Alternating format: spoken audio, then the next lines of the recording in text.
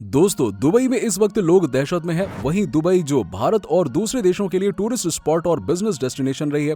अगर हम इंडिया की ही बात करें तो दोस्तों, इंडिया से हर साल कई लोग छुट्टियां मनाने के लिए दुबई जाते हैं। लेकिन आखिरकार दुबई में ऐसा क्या हो गया जिससे लोग दहशत में पड़ गए और दुबई छोड़कर भाग रहे हैं। आज की इस वीडियो में हम आपको बताएंगे कि आखिरकार क्यों दुबई से लोग भाग रहे हैं। जी हाँ, वीडियो शुरू करने से पहले अगर आप हमारे चैनल पर नए हैं तो इसे सब्सक्राइब जरूर कर लें। दरअसल बीते कुछ दिनों से सऊदी अरब और संयुक्त अरब अमीरात में यमन के हूती विद्रोहियों के हमले काफी बढ़ गए हैं।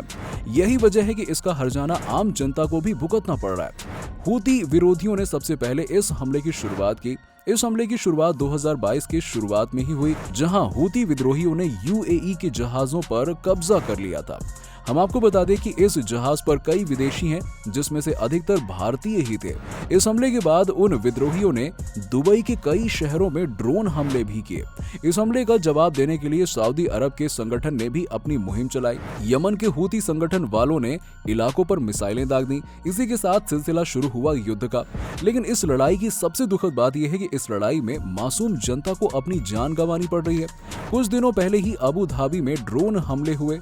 इस हमले में 3 बड़े धमाके हुए। उसी धमाके में 3 लोगों की मौत हो गई, जिसमें 2 भारतीय और 1 पाकिस्तानी नागरिक था। लेकिन दोस्तों, ये तो सिर्फ यूनिवर्सल रिपोर्ट है जो मीडिया को दी जाती है।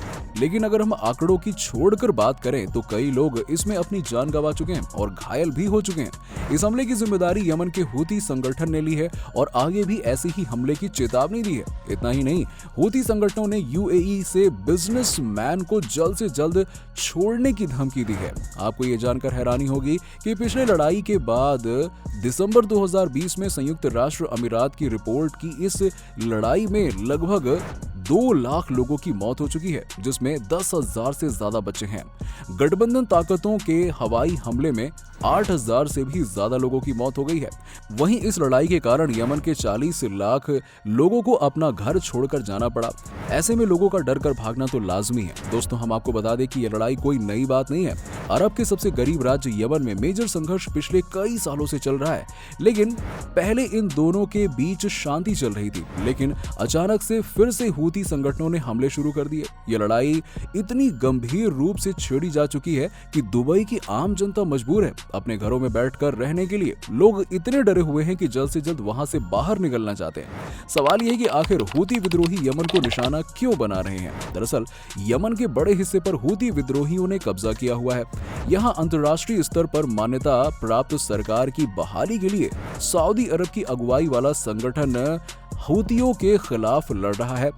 यमन के गृह युद्ध में लड़ाई के लिए यूएई सऊदी गठबंधन में 2015 में शामिल हो गया था। यूएई ने हाल के हफ्तों में यमन में हूती ठिकानों के खिलाफ अपने हवाई अभियान को तेज कर दिया।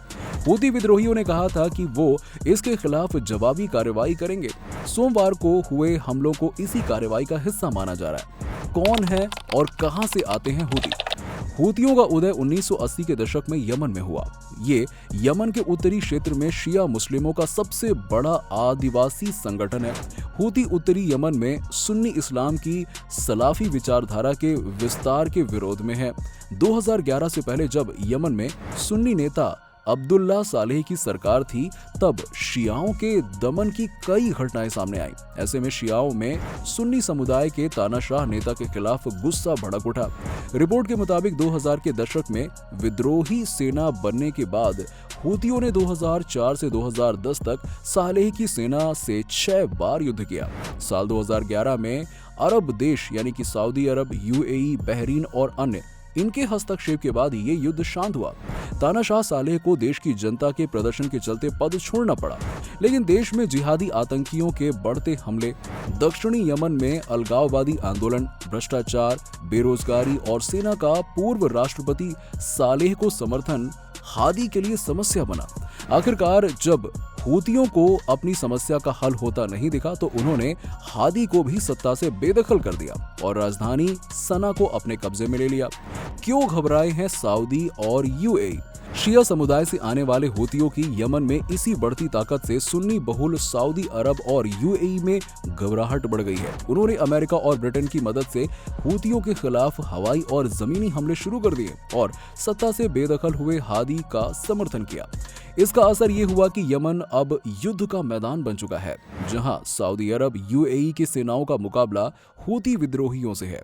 दोस्तों, उम्मीद है कि आपको आपके सवालों के जवाब मिल गए होंगे। अगर आपको हमारी ये वीडियो अच्छी लगी हो तो इसे लाइक करें और शेयर करें।